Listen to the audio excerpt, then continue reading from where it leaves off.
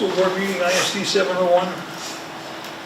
To order, it's September 6th, 2023 at 3:30 PM, daylight saving time. That being said, that we'll go to item 2, Pledge of Allegiance. Please stand if you wish. I pledge allegiance to the flag of the United States of America and to the republic for which it stands, one nation, under God, indivisible, with liberty and justice for all.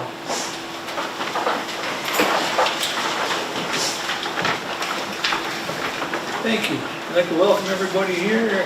With that, we'll move to item 3, motion to approve the agenda. Support. Are we gonna add what? There are 2 agendas, so I just will take those up now for discussion. Motion by Director Polter, supported by Director Duarte. Okay, the consent agenda, we're going to add one item there, it will be number 13. And then on the regular agenda, we've got personnel, we'll add at the end, it'll be P, Q, and R.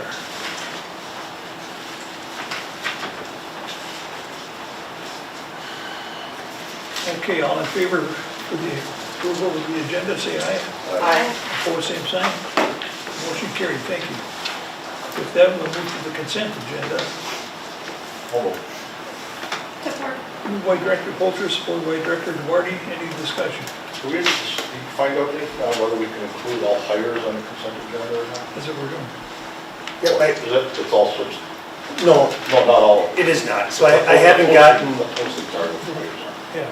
I haven't gotten any of the feedback yet Okay. from some of our groups. I've gotten one, but I was still waiting to share that with you. So maybe for the next meeting, I'll send some stuff out Okay, prior and we'll only explain have like it. 3 hires by then. Well, maybe.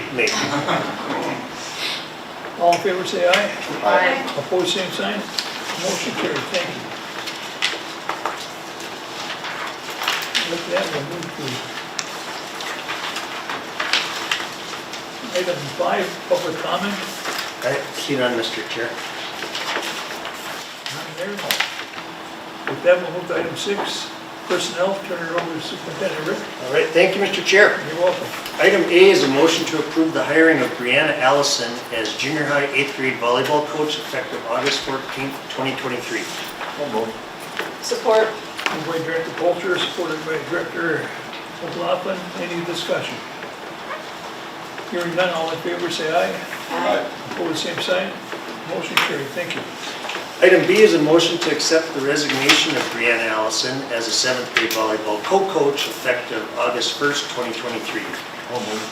Support. Moved by Director Polter, supported by Director McLaughlin. Any discussion? Hearing none, all in favor, say aye. Aye. Opposed, same sign. Motion carried, thank you. Item C is a motion to accept the resignation of Michelle Finfinger as a pupil support assistant high school effective August 21st, 2023. Support. Moved by Director Polter, supported by Director McLaughlin. Any discussion? Hearing none, all in favor, say aye. Aye. Opposed, same sign. Motion carried, thank you. Item D is a motion to approve the hiring of Will Sikora as a junior high 7th grade football coach effective August 21st, 2023. Support. Moved by Director Polter, supported by Director Duarte. Any discussion?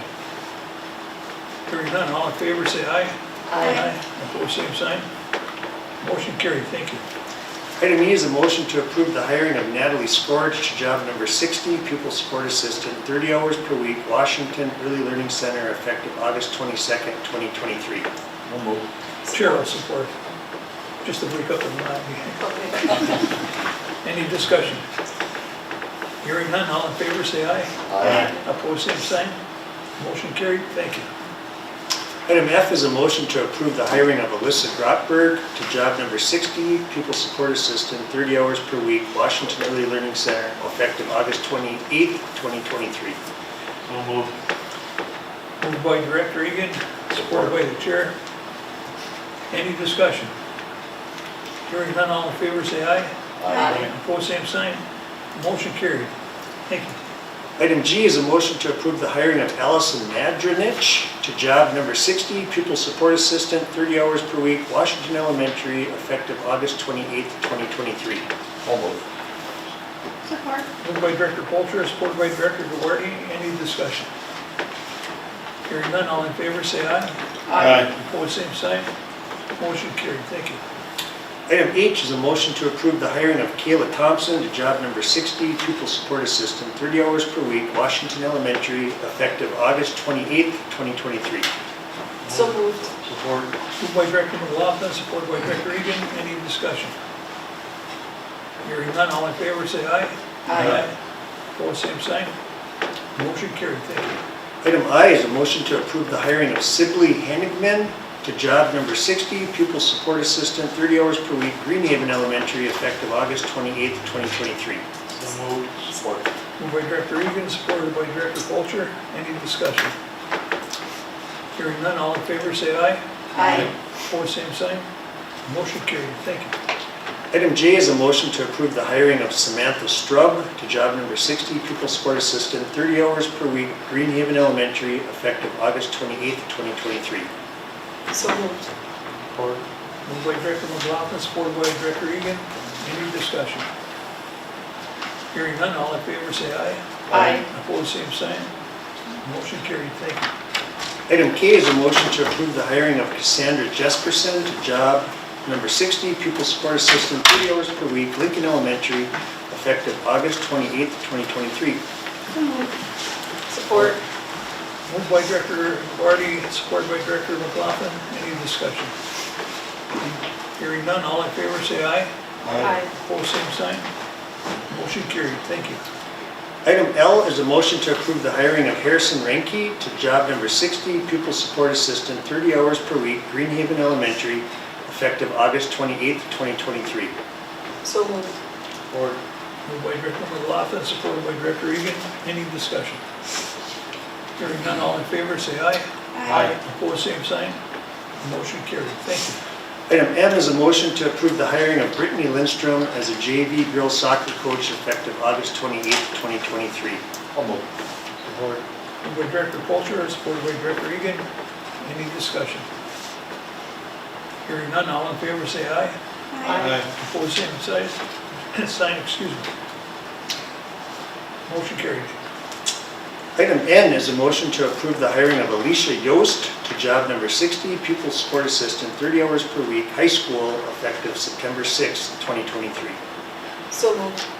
Support. Moved by Director McLaughlin, supported by Director Egan. Any discussion? Hearing none, all in favor say aye. Opposed, same sign. Motion carried. Thank you. Item O is a motion to approve the hiring of Ian Norris to job number 38, custodian 1, district-wide high school, Monday through Friday, 4 p.m. to 12:30 a.m., effective September 7th, 2023. I'll move.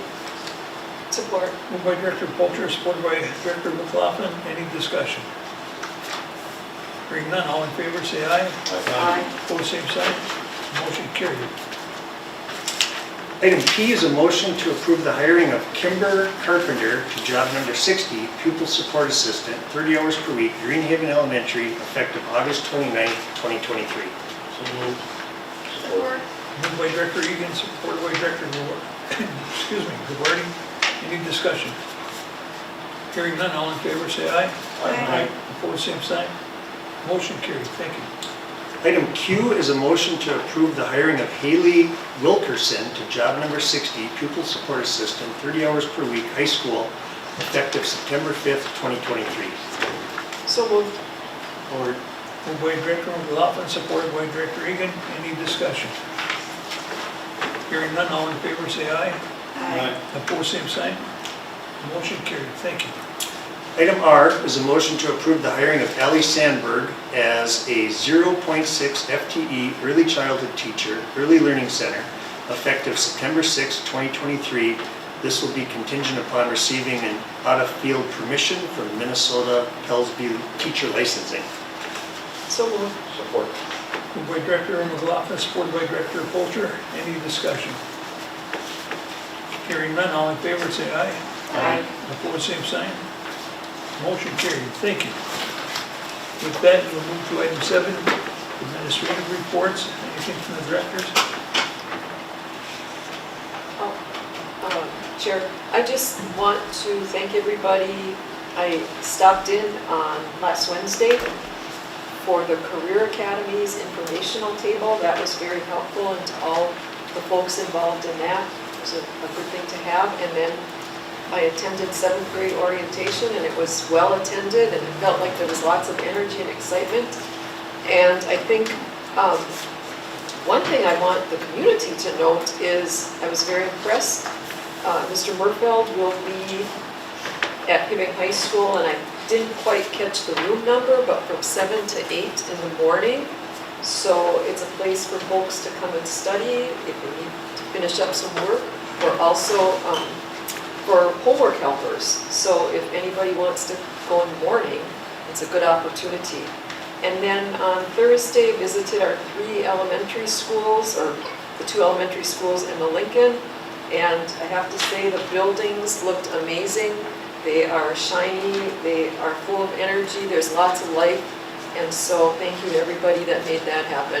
It was really wonderful. So I think we're going to be off to a good school year. Sounds good, thank you for that. Like echo what Kim just said, the schools right now look absolutely stunning when you walk in the hallways, and just a thank you to Tyler and his crew just for the work they put in the summer. It's a massive undertaking. I'm amazed at every summer what they get to accomplish, and it just looks amazing. I too heard from a lot of people on the street how beautiful it is. And they've been to other schools, they said this is like brand new. I had a friend in Arizona that wanted me to send him pictures, so I took a picture of the hallway out in front here. He said, just brought back fond memories of when he was here 55 years ago. He said, it still looks as beautiful that always did that. And he's a retired school teacher too, so he always appreciated this place and was stunned at how great it still looks.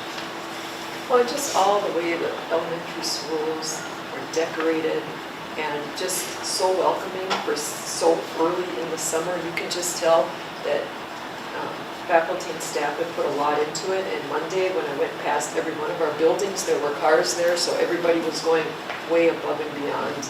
So. In fact, I was with some guys this weekend, and they came up, I hooked them up with Bobby Carney, and so they got to take a tour of the high school last Saturday, and they couldn't stop talking about it. They were just so impressed with what we have here. They've never seen the building up until last weekend, so they were pretty impressed. So Very nice. Okay, anything from administration? I gave everybody a printout, I think. I don't know if, Mike, did you get one or not? Oh, maybe not. No, yeah, no. Yes. Yeah, you did, okay. Every year I try to do this as kind of a testing person in the district. I like to break down how our schools are doing and grade levels and everything like that. So this is our last year's MCA test. I would remind everyone, this is simply a one-day snapshot. So I want to make sure that everyone realizes that you know, those kids when they come in that day, if they're having a bad day or had a bad night at home or whatever, it can definitely affect their scores. I will say again, our goal is always to be above the state average. That's where we want to be. As you can see on there, we are above the state average district-wide in math, reading, and science. And we are the only school on the range that can say that. Keewatin, Ashcroft, Keewatin has a couple above. All the other schools have maybe one above or none above. We did have all 3 above. So that is you know, it's a little bit of a feather in our hat and something we've always tried to keep going. Overall, as you probably heard on the news, our test scores are down from where they were pre-COVID. And that's just an effect of not having kids in school for 2 years. One of the things I will tell you that I think I've talked to all of Carrie's teachers and all of BJ's teachers, and I've said, I really apologize for not knowing how good you guys are at your job, because when those little 3rd graders came in after COVID, they didn't know how to walk in the hallway, they didn't know how to sit in a chair, they didn't know how to do anything. And so the first part of that whole year, we weren't catching them up in education, we were catching them up in how to act in school and what to do. And so I have commented to their staffs numerous times how much I appreciate what they do, because without them, it is extremely difficult. So I think what we're going to see now, at least from what I'm hoping, is that we're going to see a slow rise in these test scores again, hopefully get back to pre-COVID, but don't expect it to happen overnight. Any politicians or anybody that thinks it's going to happen tomorrow are wrong, because these kids still have a long ways to go, and we're doing everything we can. Gary's going to later on talk about FastBridge. That's going to be a big asset to us, and so there's a lot of really good things we're doing to help them, but don't expect this to be fixed overnight. It's taken time. The other scores I just broke down: Lincoln in math, reading, and science, high school math, reading, and science, and then all the grade levels and in math, reading, and science. Speaking for Lincoln personally, our 5th grade math scores have always been an issue. We are doing some things to fix that. Last year we had Russ Davidson come in, and he is the math guru for the state, and he literally, I was going to bring it over to you, but I thought you don't need to see it. He has put 3-ring binders together that are about this thick. They have everything imaginable in there about the MCA tests, and also work everything that you can do to hit those standards. So instead of just like, here are the standards, but here's everything you can do to hit those standards. Now, we've been waiting for that for years. So he put something together like that for us, and we got it in 3rd, 4th, and 5th grade, 3rd through 6th grade last year, right? 3rd through 6th grade, everybody met with him and went through those standard things with him. So we're hoping to see an increase in that this year. That's our goal. That goes with the service co-op, right? Excuse me? Russ is with the service co-op. Yes, yeah, and he is the man. He's the math guru, I think, in the state, really. Heard So, a lot of good compliments. Good Yep. things about him. That's good. yeah. So, any questions on this? No, I have a question. I was just gonna say, excuse me, no, ladies should go first, but anyhow, things are going in the right direction, that's the main thing.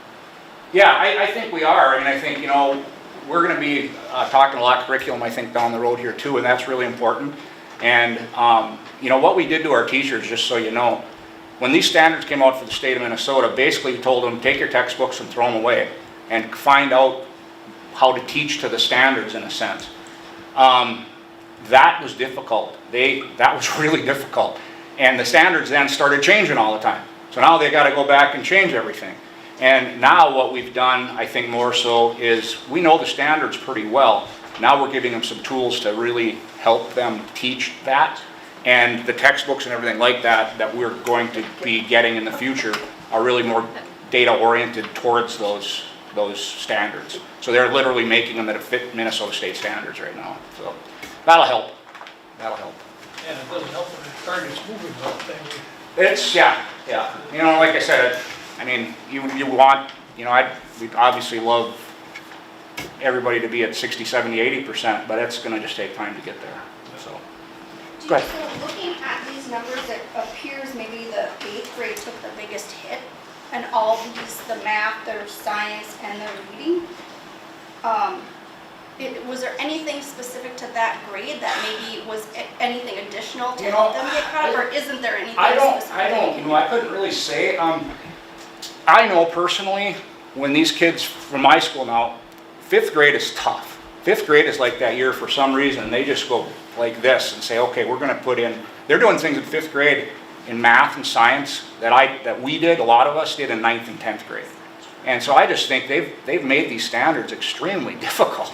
And again, it's kids just are struggling with it. And I think maybe 8th grade probably the same situation. They gave them a couple years, 6th, 7th, and then they just pounded them in 8th again. So I don't think we can blame anybody. I think the bottom line is we just got to get better at knowing what we need to teach in the classroom. And I think we're getting there. Or could it be, and help me with the timeline, right? But as 5th graders, is that when COVID first kind of struck and now they're in 8th grade? That's And what I'm thinking too. That very well could be. I mean, that would make tons of sense to me. That's probably a big part of it. Tough transitional Yeah. time in life anyway. Yeah. So I have to repeat this, that Hibbing, for my own benefit, Hibbing exceeded the state average. Our Hibbing district, Correct. All the tests, all of the people who took the math test combined, all the people who took the reading test combined, and then the grade levels are up there. right? You can see who takes those. But when I look at like St. Louis County schools, Chisholm schools, I mean, there's a substantial gap, Yeah. right?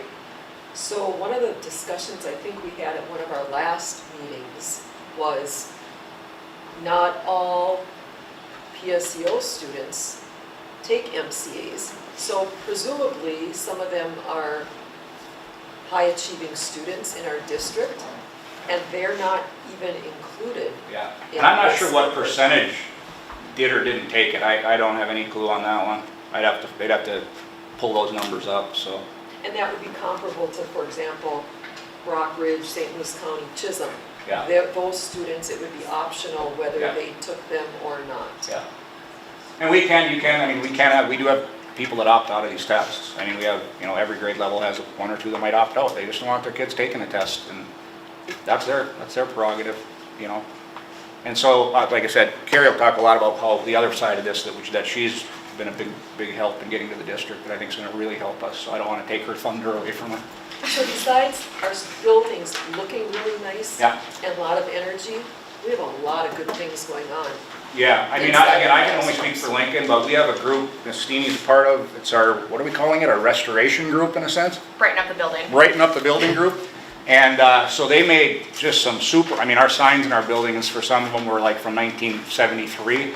And they made all new signs, and they decorated things, and they put a ton of stuff up that we didn't have before. And they put murals in different areas of the building. And we're gonna talk to the high school later about starting to get some more of these type of murals that we can put up around there. So yeah, it's the best I've ever seen it. And I've been here, 14 years now. But I'm not 15. sure we've been to the Greenhaven, and if you haven't, we have a new portrait hanging in the Greenhaven. I'm not sure if you've seen that. I don't know. Take the time to Okay. look at it.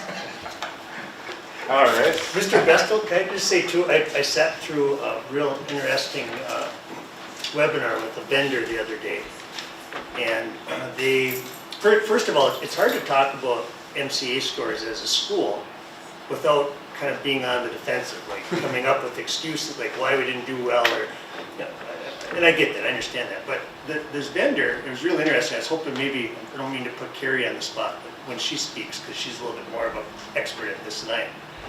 But they talked that really MCA testing, districts should use that data to judge their standard alignment.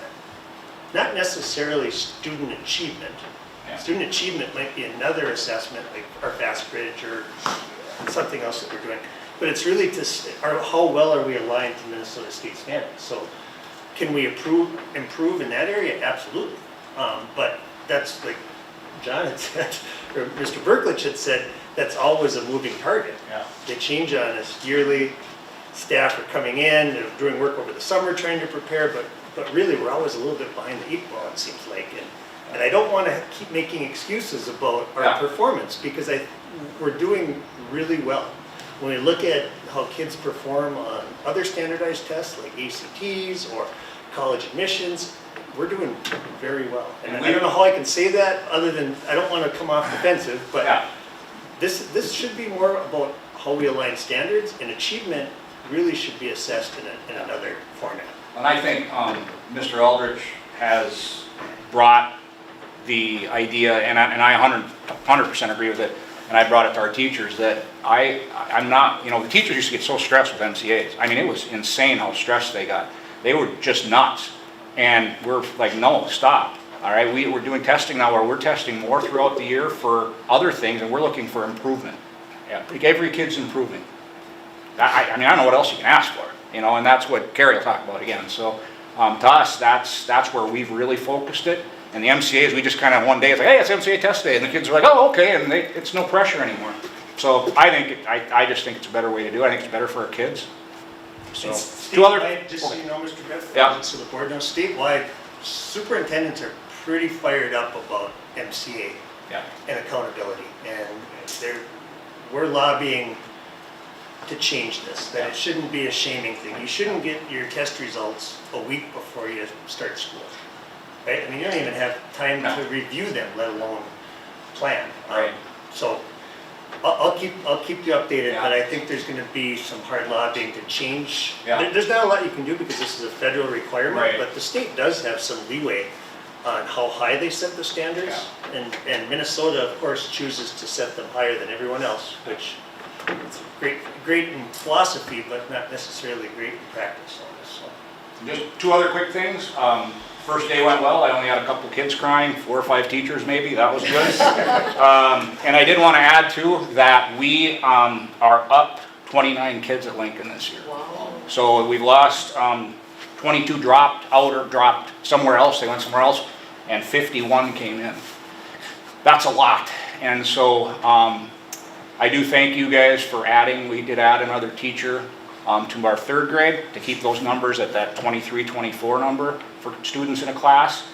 And we added one back in our 4th grade, and those numbers are about 24 per class right now. So I do appreciate that, because that was needed, and the teachers were very thankful that you did that. So. All right, thank you. The Go other ahead. thing I don't want to lose sight of, and I want to keep lobbying for, and I don't know how it's going to work, but you know what? Again, over the last few years, we've had a lot of soft money, Yeah. and we've been able to do social emotional things. Yeah. Interventionists, check and connect, whatever it is, it's contributing. Yeah. And I don't know what we can do to lobby to keep that funding going. Well, I don't know what you can do, because there's some programs coming that legislatively have passed, and there are requirements in those legislation, which is fine, but there are requirements for some, interventionist type instructors. And my son was a title teacher last year, and the interventionists, they'd get together and kind of did the same thing, but just what they were able to bring and see the improvement of those kids, because I went to every interventionist and title and wanted to see how those kids improved specifically. It was shocking, so it's going to be one of those things I hope we can keep going, because it does help. Well, and you know what, Commissioner Jivovich was here, right, at one of the meetings, and they provided some funding, and I think what he said at that time is, you know what, bring back the data, because I think they might have funds, or they might be able to come up with funds, but data like this, I mean, it's pretty hard to argue with. Yeah. All right, thank you, everyone. Yeah. Thank you. Oh, you want to go quick? It doesn't matter, whatever. Go ahead, Carrie, might as well. Okay. I can go. So before I start, I'm gonna just lobby for 3 things. Number 1, we have to keep our social workers. Number 2, we have to keep our interventionists, or we're gonna see these things tank, for sure. Number 2, we're gonna get a new math curriculum for K6, Yep. K5 this coming year. Alex promised me money. All right. So I'm going to try to make this fast, because I know Mr. Fulcher doesn't like to sit through all of my presentations. I'm going to just quickly talk about in-service week, because we did a lot. We had a fast bridge training, all K6 classroom teachers, special ed teachers, and 7th through 10th grade reading, math, and special ed teachers were trained on fast bridge. And I'm going to show you a little bit about what fast bridge is. We also did a teacher eval / peer review training for all staff. And if ever any of you wanted more information on our teacher evaluation process and the part about peers reviewing each other, I have that whole presentation that I'll leave up here if you want to grab that. Just interesting to see what we use for a teacher eval. We had a guest speaker, Philip Campbell, that the whole district was able to see. He was very energizing. Lots of fun music in the auditorium. We went to the Regional Professional Development Summit. The high school staff was at Mountain Iron, and the K6 staff was at Wasabi East. I've got a little bit about the 2 keynotes that were on here. That's on here. One of them was about grading, and I went to an assessment conference with about 15 teachers this summer, and it was really interesting. We had teachers from all buildings there to talk about what we grade and why we grade, and starting to reflect on those things. And, just taking into account some of those social emotional things, like, some of these kids are responsible for working. They're responsible for feeding their siblings, getting them to bed at night, and kind of thinking about our grading practices and what that means. And then we had the belonging and what's your why keynote, which was kind of motivational for mental health for staff, and then talking about student support. So a lot of stuff that week. I'm going to just briefly touch base on our K2 assessment results. And this is STAR. We don't do MCAs at the K2. And I'd like you to focus on the last column, because I'm going to tell you right now, what we have to focus on as educators is growth. These kids are coming in at all different places. And we have to figure out as educators how to have as much growth as possible. Growth is success in teaching and in education. And I think that's what Bob was talking to. The MCAs is just a snapshot of those standards, but really where a kid comes in and how far a teacher's able to have them grow is what's important. And you can see that we met our goal in almost all the categories for kindergarten, first grade, and second grade. And I would just say that reading for first grade is a little bit tricky because not all first grade students qualify to take the reading test. You have to be what's called a probable reader to take it. So that one's a little bit funky as far as those results. Okay, those are our STAR tests. So I'm gonna did I talk about the read act with you before? No, Like, as a just a little, I believe. Okay. You're going to training on it. Yes, so this, the READ Act was Minnesota's Reading to Ensure Academic Development Act. And this is a huge piece of legislation with a lot of money attached to it. I think, and Senator Farnsworth actually agreed, we agreed on something there, it was kind of funny, that this is probably the best thing that came out for kids in that bill. So it's going to change a lot of things about how we teach and how we assess students and how we help students that are struggling. So in the past, we've used STAR to assess kids and look at their growth. We decided we were going to move to FastBridge this year before this act came out, and when it did, MDE came out and said that there's only 3 tests you can use. And one of them was FastBridge. STAR was not one of them. So we're really excited that we were kind of ahead of the game on that. Throughout the next 3 years, we're going to be training all staff on evidence-based reading instruction. We're going to be looking at supplementing some of our new K-5 curriculum that we have. It's new as in this is year 5, but throw a pandemic in there and it's like it's brand new. We're going to be looking to supplement some of that to make sure that we've got these evidence-based practices and materials in our curriculum. We're going to look at a local literacy plan, which is very extensive. We have a literacy team for the district, and then there is money attached to this, so we're going to go for every dollar that we can, because Alex knows I like to spend it. I'm going to talk to you just a little bit about FastBridge. So this is the assessment suite that we have switched to from STAR to FastBridge.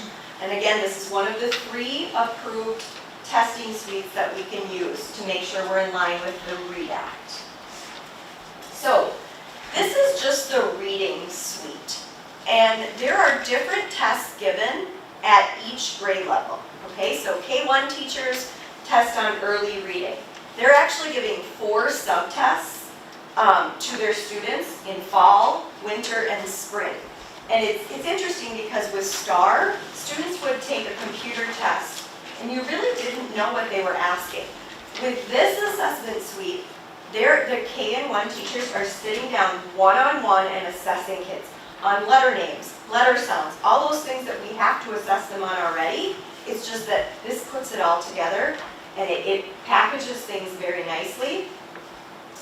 So this is our reading suite. If you are bored and would like to read about each of those tests, I have them here for you. And then these are just the key areas of reading that are tested in each of these assessments. And you'll hear a lot about these key areas of reading and the READ Act. The focus has to go back on phonics and phonemic awareness is what they're saying. This is our Fast Track Math assessment suite. So these are the tests that we are given at each of the grade levels. One interesting thing about math is that, you know, the STAR assessment, it was just a computerized test. This one is actually checking automaticity. You remember having to do time tests? We have to go back to that to make sure that they've got these basics down to be able to move on and understand them. So this is included in the math assessment suite. And these are just the key areas of math. The reporting piece of FastBridge is what makes this so nice. We assess these kids and we get so much data compared to what we've gotten in the past. And then we get to do these reports and look at the data. And we look at screening and figuring out where problems are. We analyze that, plan our instruction based off of these results. And the best thing is the intervention piece. Without our intervention teachers, we don't have that. So one of the reports we look at is the group screening report. And so it's going to ask questions like, what percentage of students are meeting benchmarks where they're supposed to be at in the fall, the winter, and the spring? What percentage of students are high risk or some risk? Because guess what? Those are the kids that get the extra intervention support and the title support. This report identifies those kids and it gives us an idea of who we need to target our instruction to. This is the best part about FastBridge. So it's called the Screening to Intervention Report. And what it does is tells us the specific skills each kid needs to have optimal growth. And for some of those kids, those skills are 2 grade levels below. But it gives us a prescribed plan as to what to do with these kids to help them. Years back, I remember that they had said in education that every kid was going to need to have an individualized learning plan, different than an IEP, right? This is basically what these are. These are individualized learning plans for these kids so we can take them in that extra targeted instruction piece and work on those skills that they need to be able to have that growth to finally get to grade level. Instead of just cruising them along at grade level and hoping someday they catch on. And the interventions that we use with these kids are all prescribed. So you have a kid that's in a plan 1.3, it tells you exactly what to do with that kid. And the teachers are excited about this stuff.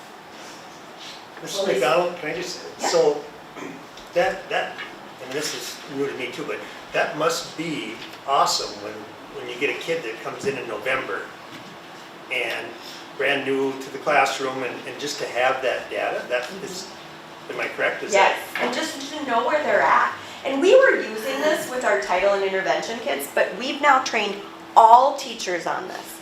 So, you know, our title and intervention teachers only cover those urgent intervention kids. Those are kids that are really struggling. But classroom teachers can now cover that next layer in their classroom. They can help these kids and individualize. And what, you know, we're trying to take this in small steps because teachers have so much on their plate. But if they can pick 5 students that are not getting other supports pulled out, and they can work with them one-on-one for 15 minutes 3 times a week on some of these skills that they're struggling on, think of how successful these kids can be and how much better they can feel about themselves. I just have a question, just so I make sure I'm following, and correct me if I'm wrong, but is this, if you have student 1, 2, and 3, student 1, no problem, is doing excellent, and they can move on, student B right there, and student 3 maybe lagging, is this where, okay, student A, you're doing fine, but so you're going to move on at your pace, but getting student 2 and 3 just growth and moving along where they're at, you know, like moving it up. So we're not just pushing student 3 with the classwork that student 1 is doing because they're not there yet. Is that Yes. how I'm following this? Exactly. Okay. And we will still do whole group instruction at grade level. We have to, because the MCAs are testing us on that. So, you know, the state says that no matter what you're doing for extra supports for those kids that are behind, you still have to teach every kid at grade level. So this is that thing, that individualized instruction on top of that grade level stuff. Which I think can also give those students a little bit of confidence, Yes. knowing that, hey, I'm improving at my pace, at my level. Everybody develops at a different pace, at a different time. Yep. And, you know, just because you're not, you know, as far as student 1, doesn't mean you shouldn't be proud or excited that you're moving along. Right. So, And when we talk to kids about their scores, we're talking about their growth. So they're feeling successful. It's not like, oh, you tested at a 2nd grade level and you're a 4th grader. It's you started here and you got to here. And that's kind of how we're trying to focus and motivate them. So just so you're aware, some of the next steps for FastBridge, starting next week, our whole school will be given up through 10th grade. We'll be giving the FastBridge assessment in math and reading. And it'll take about 2 weeks. So the teachers, this is new to them because they're used to just putting them on a computer and assessing them that way. And there's a lot more in depth. But think about how much they're going to learn about their kids.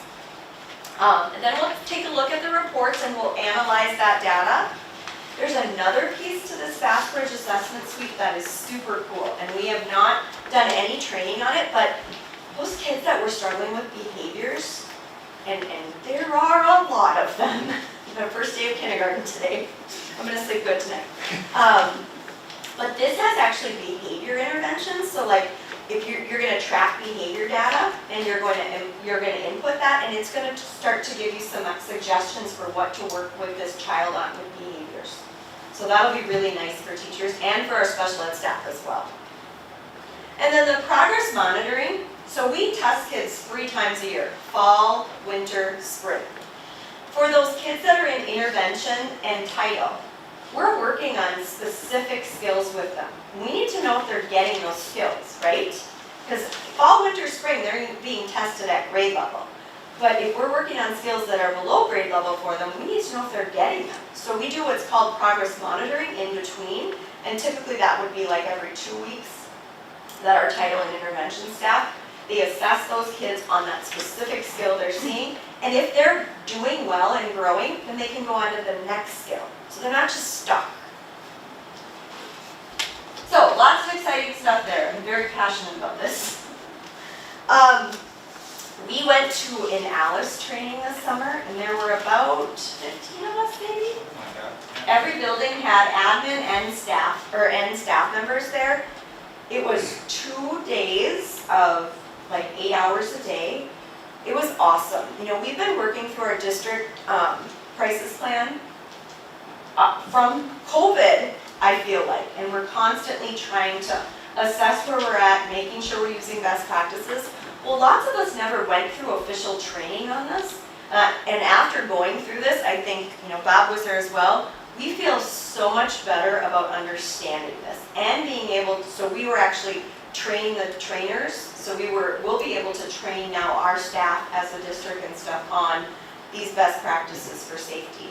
And I feel a lot better, like I'm not just, you know, making stuff up when I'm talking about this. And Ms. McDowell, Yeah. do you mind talking about the people from the state that we had here too? Oh. And they're coming back? I mean, So remind me what their title It was. was like The the Minnesota department- Safety something, Safety, yes.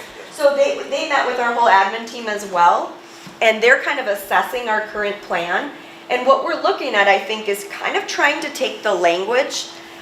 If you get a chance, look up I Love You Guys, because that is a safety program that uses softer language that doesn't scare kids as much, but it's the same philosophies as far as alert, lockdown, inform, counter, evacuate. It's just a little bit gentler language. And you know, if you saw the legislative bill that had to do with education that was this thick, they've really backed off on what we can do because of the trauma that it was causing kids. And so I think a lot of us are learning the new things that we're going to need to do. So I feel like we're in a better place, and I'm excited to get working on this as well. All right, 2 more things. Greenhaven Elementary. We had a great in-service week. I already shredded Vergoni's porchetta for my staff. You can call that cooking. So we had a great potluck. Visitation day was yesterday. It was awesome. We had 97% attendance at visitation day, which is really good. And it just shows you how important that is at K2. Today was first day with students, and you know, with kindergarten, it's survival, and we made it. So we're all gonna sleep well tonight. Okay, last thing, I just wanted to update you on the Career Academy. So since I have started to take on this role, I've had the opportunity to meet with Mrs. Sparks, who's here, and she has been amazing in helping me with this transition and just a wealth of knowledge. I've met with the counselors so we can kind of talk about being on the same page and understanding the process. Last week we had a meeting with the Career Academy leads and the work-based learning teachers, and it was really great to get them all in the same room. I learned a lot, and I think they learned a lot, because I don't think they necessarily understood the difference between what's a Career Academy lead, what's a work-based learning teacher. So it was a great meeting. We've had some really good good talks about where we're at with Career Academy and trying to decide, where we want to go from here. We had our open house, so the counselors and I were here for a couple hours. We probably had 20 kids stop in and talk about getting signed up for work-based learning, so that was nice. I am currently working Tuesday and Thursday half days here and evenings on the Career Academy. That is our short-term plan to see, we'll see where we go with that.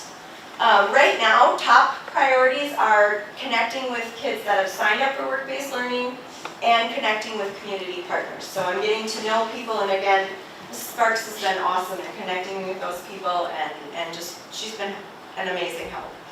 Future priorities.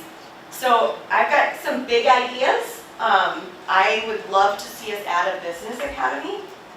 I would love to see our healthcare academy grow. We have so many amazing partners in our community in the healthcare fields, and I think we can get our students out and about more so that they're able to have those experiences. So, I think I'm done now. I'll just throw in too, because I just received a email today from Tom Watson, who's working on our collaborative work with Chisholm. And I believe we have another meeting scheduled for the end of September. And on the agenda is to talk about a shared Career Academy position with Chisholm. They would love to be a part of that. And so I don't know what the timeline would look, but just that's coming here soon. Sounds good. Any other questions? I have a question. Yes. This is amazing. Enrollment at the Green Haven. I think we are at 231, which I believe is right around where we were at last year. I believe so. Yeah. Okay. Wonderful. We had some new enrollments, but we've got also kind of a transient population at those grade levels that, they're gone, they've moved away, those kinds of things. Sure. I don't feel like we had a lot of kids move to local schools. It didn't seem like a lot of the transfers that we got were, they were transferring to Nashwauk or they were transferring to Cherry. So it seemed like it was more or less they were moving out of the area. And we had quite a few Assumption kids enrolled. So, yeah. I talked to Susan yesterday, I think she said we were up 7 kindergartners yesterday. Just kind of off and out of nowhere. Hopefully it's across the board. All right, was that short and sweet? Thank you, Mrs. McDonald. I asked You're getting better. I asked one of my teachers to come. She's doing a really neat thing with their 5th grade classes. And I asked her, Miss Steeney, to come and just talk a little bit about it. One of the things I wanted to bring up with all those kids that we got this year that came in, I probably gave out, 15 to 20 tours this fall before school started, because kids, especially those grades, are coming in, they're getting a little nervous. And the one thing I heard over and over again was they're coming because our reputation is very good right now, and we do so many things for the kids besides just teaching them in class. Miss Steeney is involved in a lot of that. I would say in almost every bit of it, she's somehow involved one way or the other. And so I really appreciate that. But this is something she's kind of doing on her own, and it might explode into a bigger thing, because whenever she does something, it seems like that's what happens. But I wanted to let you know this is another one of those opportunities that very few schools around get. So go ahead.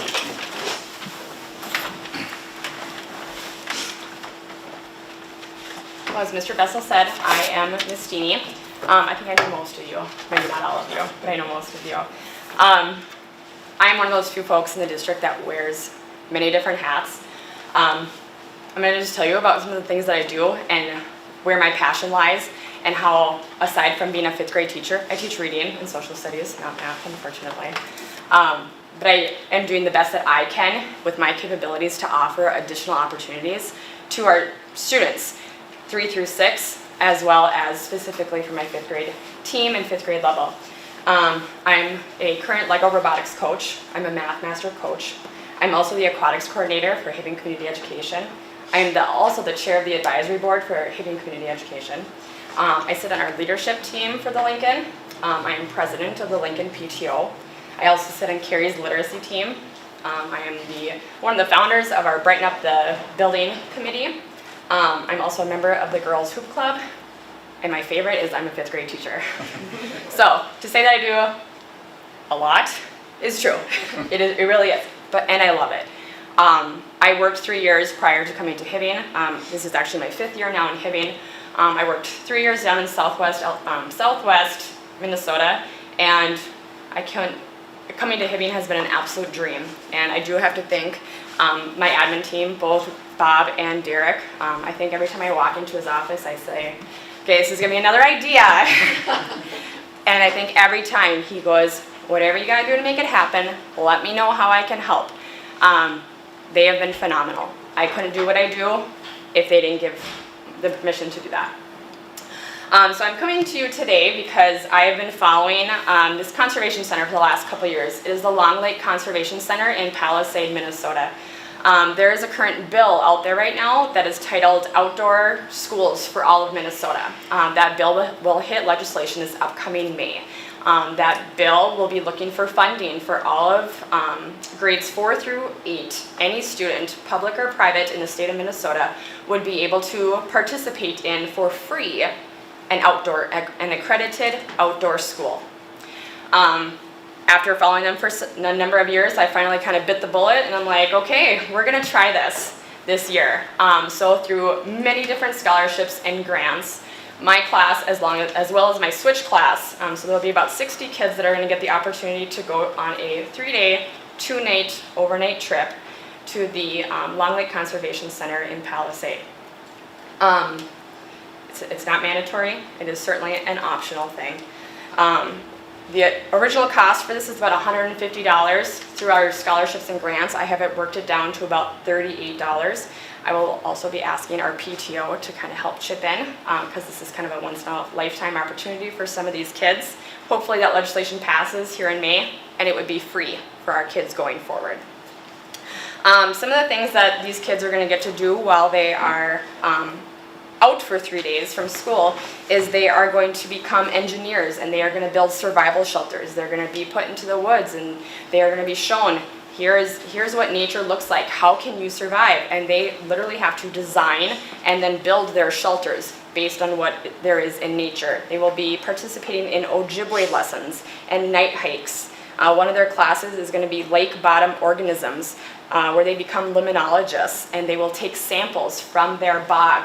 They will get to put those samples underneath a microscope. They will use dichotomy keys in order to figure out what their organisms are.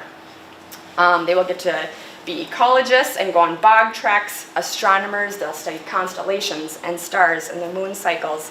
They will also get to participate in a wilderness meal where they will get to learn where their food is coming from and they will get to cook it over an open fire. So that's a pretty cool experience. So I just wanted to come and share that with you guys. We will be going the last Wednesday, Thursday, and Friday in October, which is like the 25th through the 27th. So I've shared it with families, I've shared it with the kids. They are really looking forward to it. It's a wonderful opportunity. That's what I've got for you. Any questions? Ms. Dini, I just say, when you get a little further down the road on that, if transportation or if you think you need some other assistance, please let me know. Okay. Because it sounds awesome, so. I'm so excited for it. Yep. So excited. You could even after come back. I'm okay with it. Come back and let us know how it went. Yeah, I would love to. I'd love to. That's cool. Thank you. Thank you.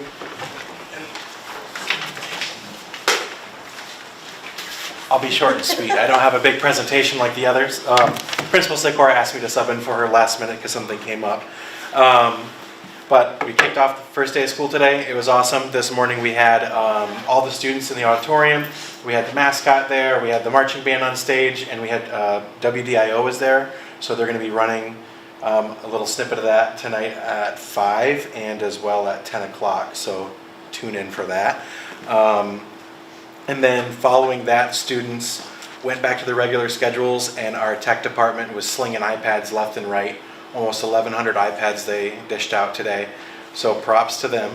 Can you just talk about when the kids left the auditorium? That was great. Yeah. That was the best part. Yeah, that's the best part. So when the kids left the auditorium, all the teachers had a big tunnel with music blasting, and the kids exited the auditorium to go to their first hours, and the teachers were high-fiving, dancing, giving them a round of applause to kick off the year. So it was a little awkward for some of them because I think they were overwhelmed with that. They're like, why are they clapping? I just got here.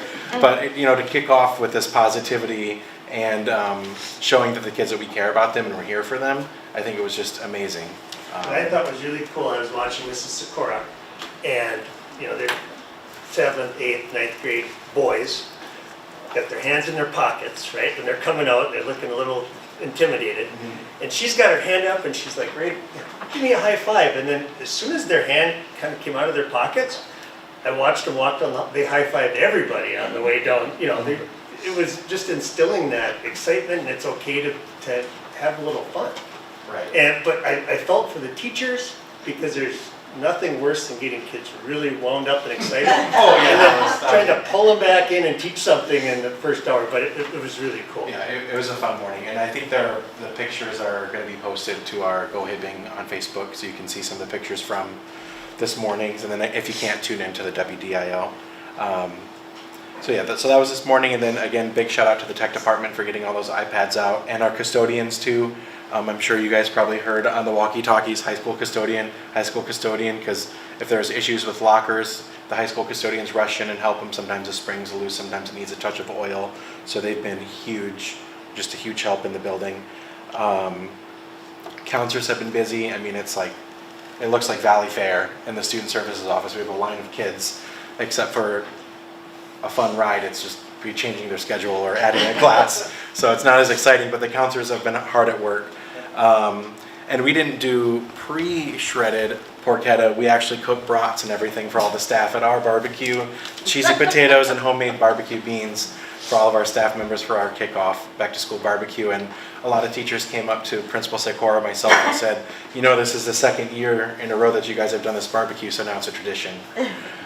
So it's exciting just to bring all the staff together and have that meal outside by the Dillon Monument for the staff to kind of kick off their in-service week. But yeah, things are going good at the high school. It's exciting to see all the kids back. It brings a different energy to the building. We also had some criers. So some of the 7th graders come over. They're a little overwhelmed. Visitation night, we had a huge turnout as well, but it was nice and calm. Only the 7th graders, but now all the big kids are back. So they're trying to navigate, and there's these 7-foot-tall guys with beards in the hallways, and it's just a different energy when the kids are back. So we're excited for this year, and we hope it's going to be a great one. And our enrollment is up as well. I was looking at the numbers. Let's see, I just lost the spreadsheet, but our drops, we have 39 drops, but our enrollments, we have 73. So we're plus 34 enrollments here at the high school.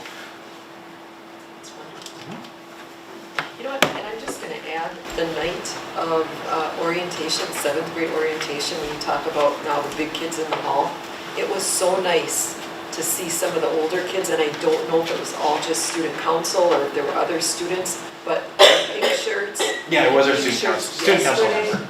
That were there, the older kids helping the younger kids, and that was really nice. Yeah, and they had their pink shirts on today too, so it was nice for those 7th graders to see those bright pink shirts that said student council. It's some familiar faces to go to.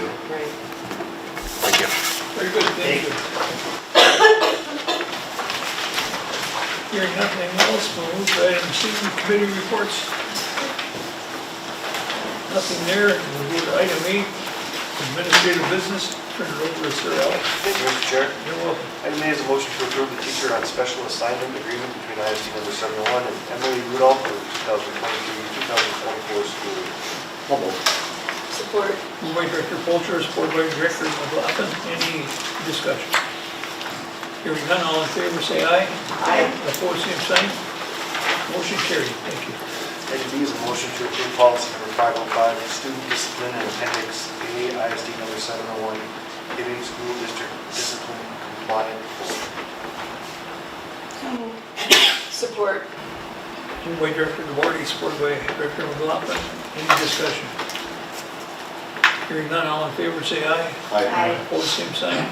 Motion carried. Thank you. Item C is a motion to approve the Lincoln Elementary School student handbook for the school year 2023-2024. So moved. Support. Moved by Director McLaughlin, supported by Director Polter. Any discussion? Hearing none, all in favor say aye. Aye. Opposed, same sign. Motion carried, thank you. Item D is a motion to approve Green Haven, Washington School Student Handbook for school year 2023-2024. So moved. Support. Moved by Director McLaughlin, supported by Director Egan. Any discussion? Hearing none, all in favor say aye. Aye. Opposed, same sign. Motion carried, thank you. And item E is a motion to approve the Washington Early Learning Center School Student Handbook for the school year 2023-2024. So moved. Support. Moved by Director McLaughlin, supported by Director DeBoerty. Any discussion? Hearing none, all in favor say aye. Aye. Opposed, same sign. Motion carried, thank you. With that, we'll move to item 5, Superintendent Rick, any discussion? Mr. Chair, I wanted to just update the board on this SRO situation and some options that have come forward here in the last couple of days. So, as you're aware, just 2 weeks ago, a little bit longer than that, the Attorney General, Minnesota State Attorney General, gave an opinion related to school resource officers and how they interact with students. And it's caused a lot of controversy throughout the state, and it's a lot of apprehension and a lot of fear here in our community too. Last year we had 2 SROs. We had Officer Halverson that really kind of focused on the elementary buildings, probably spent most of his time around the Lincoln, but he still was visiting all of our elementary buildings. And here we had Officer Casey, that was just full-time SRO at the high school. We knew probably early June, somewhere around there, that we were going to be down to 1 SRO, that Officer Casey was going back as a patrol officer and going back to the street, and we were going to lose an SRO. Then this interpretation of legislation hit, and since then it's really just been like a scramble and a catch-up, trying to create a plan. I've met with our city administrator, I've met with the chief numerous times, my superintendent's lobbying groups and my state lobbying groups are active in this issue, and as of just today, I heard Director Polcher had said that there could be, he heard today that there might be a special session coming on this, but I had heard a week ago that that wasn't even a possibility, so that's great if something's changing.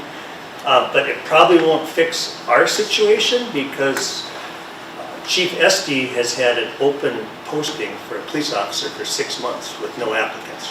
So even if the rule interpretation of the statute were to change tomorrow and SROs could be back and be fully active in schools, we don't have that option here in Hibbing just because we don't have any applicants, and he can't afford to give up another patrol officer to serve strictly as an SRO. So, do I have a solution for that? I don't. I'm sorry.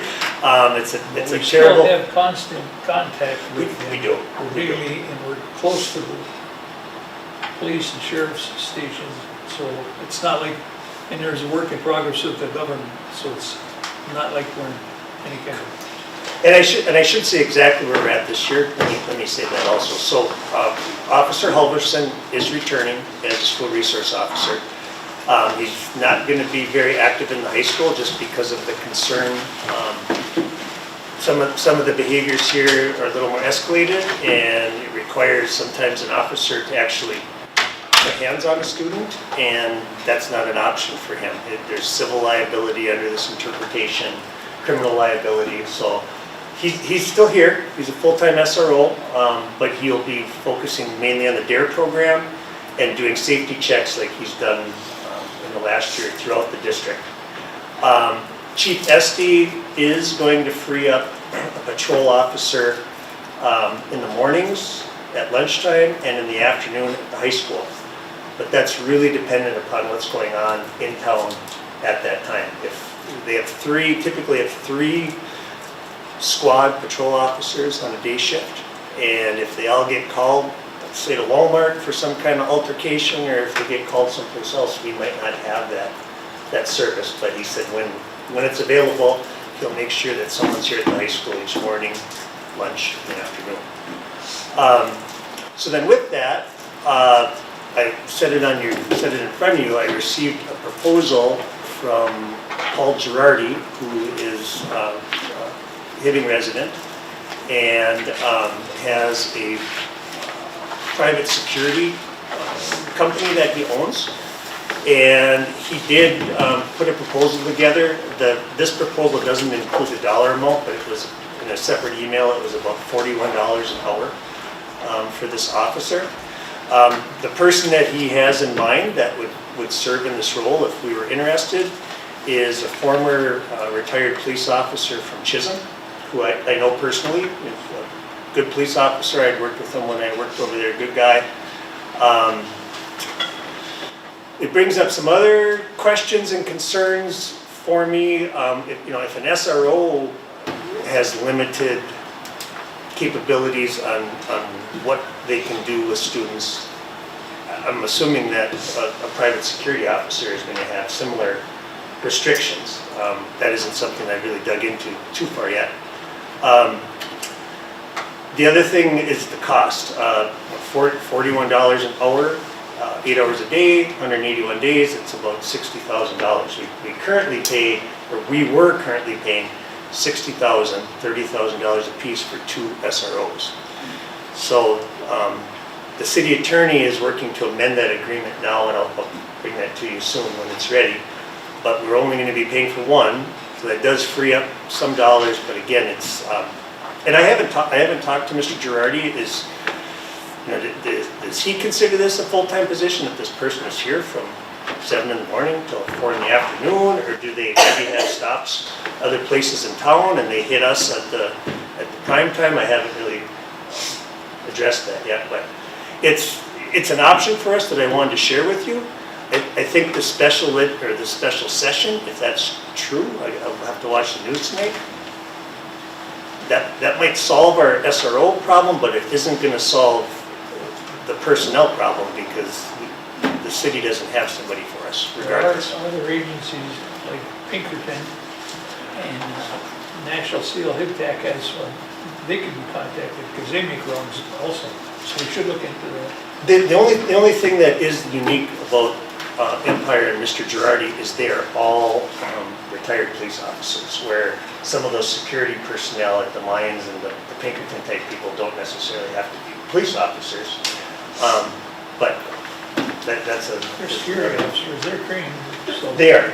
It's the same. Yep. So we should look into that also. It depends on how this government stuff is. It's still a work in progress, so we'll keep everyone informed on that. So, Okay, thank you. anything else? No, I just wanted to update you, and I should know more, tomorrow if things are changing. If there's, I have talked with Senator Farnsworth, and what he shared with me is that they do go back from now until they're back in session in February. They do go back and do committee work, and his caucus, his group they want to focus if something doesn't get solved immediately. They want to focus on having this rewritten and ready to go on the first day of session in February, so they can just pass these changes and make these corrections immediately. So we might have an answer by then, but again, that's 6 months away. So. But what is the distinguishing feature as to why or a police officer that's coming from patrol can behave in a way differently than an SRO? Is it because of a connection with the school? It's actually language within the statute. This is a whole other issue. A lot of these bills and things that got passed, I think got passed hastily. It's excessive force and restraint stuff too. That's part of that bill. But I think a lot of these bills, they went through really quick. And I know like Jeff Anderson, our lobbyist from Costa, he's like, wow, things are moving fast, can't even keep up. They're dropping the ball, making mistakes. And I think now, it's like, wait a second. The legalization of marijuana, maybe we need to go back and tweak that. We did some things incorrectly. Here's another one that we need to go back and take another look at. But the statute is specific that it says an agent, or acting as an agent of the school district. So So, A beat cop, a patrol officer isn't an agent of the school district and can come in and do what a police officer does. But since an SRO is an agent of the school district, they have limitations. I'm assuming that the school security officer would also be considered an agent of the school district. I did send this to our school attorney just to get an opinion on there's not many districts around us that have private security. I couldn't find one. And I plan to reach out to some friends in the cities tomorrow, just that I know that have private security, just to see how it works, what their agreement looks like. But it's a concern. I mean, Officer Casey was integral in this process in the high school. Not only just from a enforcement standpoint, but from a prevention standpoint. And he sat on our in-child study team meetings about truancy, and he was very active. And that's going to be a big hole that's missing. And I don't think this person would necessarily fill that role. This person would be more, monitoring our buildings in our district rather than being involved in those meetings. But he's going to be sorely missed, Officer Casey. He was very active with us. I think the significant difference between an SRO, who's a community person, who's not just here to protect the building per se. He's interacting, he's interacting with kids. If there's a crisis or there's a disruption with kids, he can do that. But I think when you're getting a security team like a security officer, you're looking at a guard. And I don't think our SROs are guards. They are an integral part of our educational system, working with the kids, the staff, etc. No different than Officer Case or Officer Alderson at the elementary schools running the DARE program. I don't think we will get that kind of service from a security officer. That's not their role. well, and I would agree that it sets a whole different tone to what you're trying to accomplish. So I hope something changes legislatively, and I wish we could get more law enforcement to apply for jobs up here. What I read today was that Walz had been reluctant to call a special session up to this point because the Republican Party has sought out a solution to this. And Walz was kind of balked at. He let that down today that he was open to a special session strictly to address the SRO problem.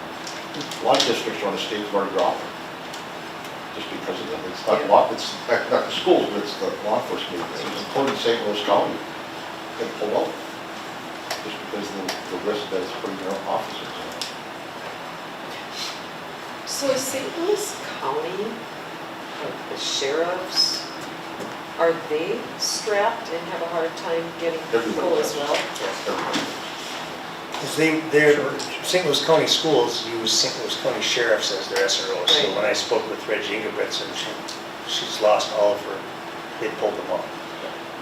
As a result of this, they would have had some SROs, they still would have been short for service, she had said, but they're just pulling them as a result of this interpretation, so. I was just wondering if, when Hibbing was short-staffed, Well, if this changed legislatively, there was another, Like Rick said earlier, Steve can't get applicants for jobs, let alone finding somebody that we can hire.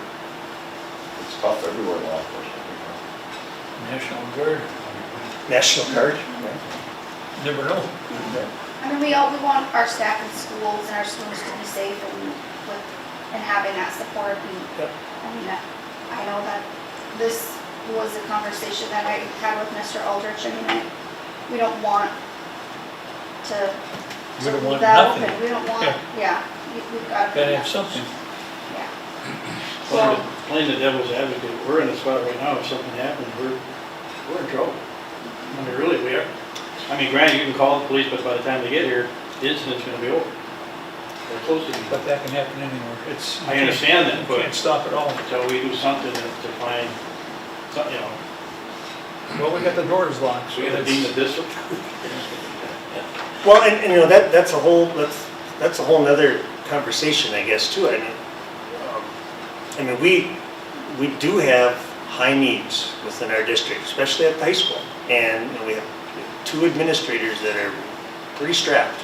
And Officer Casey was kind of like a quasi third administrator in a lot of ways, right? He wasn't, meeting and dishing out discipline or solving parent disputes, but he was involved on a regular basis, and we have a lot of parents that come into our office that can be pretty heated when they come in, and so it can be kind of intimidating. So it's nice to know that somebody's in the office right next to you that, could assist if you needed help. Well, I we'll think keep in the our past, finger on the pulse here. I'm sorry, Dan, go ahead. No, I just said we'll keep this on the front burner by all means. Maybe it's something we could work with law enforcement, school, talk to them and see if we can utilize some of those kids, those events. Do you mean the HCC program? Yeah. Oh, we've done it. We've done, I mean, Yeah, we've used them before, for Yep. instance, like dances and Yep, things yep. like that, Yep. so. but again, just totally different, they're It's just different, such but different it's roles. Still a person in a uniform. Yes, true. That is an officer in a sense. The other thing that I really, that I liked about an SRO in this building in particular is that as administrators and staff, we're not always, we are, but we're not just, that isn't our job to always look for something out of place and wrong, right? I'm focusing on positive relationships when I see kids in the hallway or staff, or I'm not looking for something under the table or, a door that looks like it might be jimmied. And to have somebody on staff here, that's just their job, right? They're constantly looking for something that's out of place. That there's a hole to fill there for sure, so. Mr. Elder, I'd say too, for our buildings, just so you know, our younger buildings, the HRO, today I was outside when kids came to school. I try to stay outside as much as I can in the morning, that first few weeks here. And I bet you Officer Halverson got 100 hugs this morning. And for our little tykes, they get to see a police officer in a different dynamic than maybe they've seen before or they've seen on TV or whatever. And so for him to have that type of relationship with these little buggers, it's hugely important.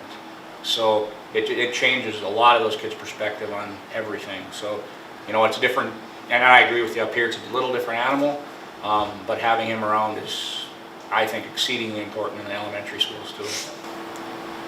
But I think the same is true in this building with Officer Casey. He might not get hugs, right? But then when the students see him or law enforcement out in the community, the relationship perspective that they have. Officer Casey coached wrestling. He ran cribbage tournaments, during the different homecoming weeks. And he was just very active with students, and more than just a police officer, he was involved, and that's huge. That's, and then when he runs into those same students, this summer, when you might have an altercation or of some kind, there's a relationship there. There's a little rapport, and that goes a long way. So. There was one instance with Officer Casey, and this is not to just keep praising him, but we had a kid who their bike was stolen at school from the bike rack. The person just walked off the sidewalk, grabbed it. Casey recognized that person as a regular, and he goes, I know where they live, so he took his squad car to that person's house and got the kid's bike back for us. Because the kid was going to have to walk home. So, that's And that's not a situation that we want to put our assistant principal in. Right? That's not a good time. Yeah. Okay, good discussion. Yes, thank you. Director Polter, Motion to adjourn? without objection, meeting's adjourned, and thank everybody for coming here, and I wanted to, it's 4:50.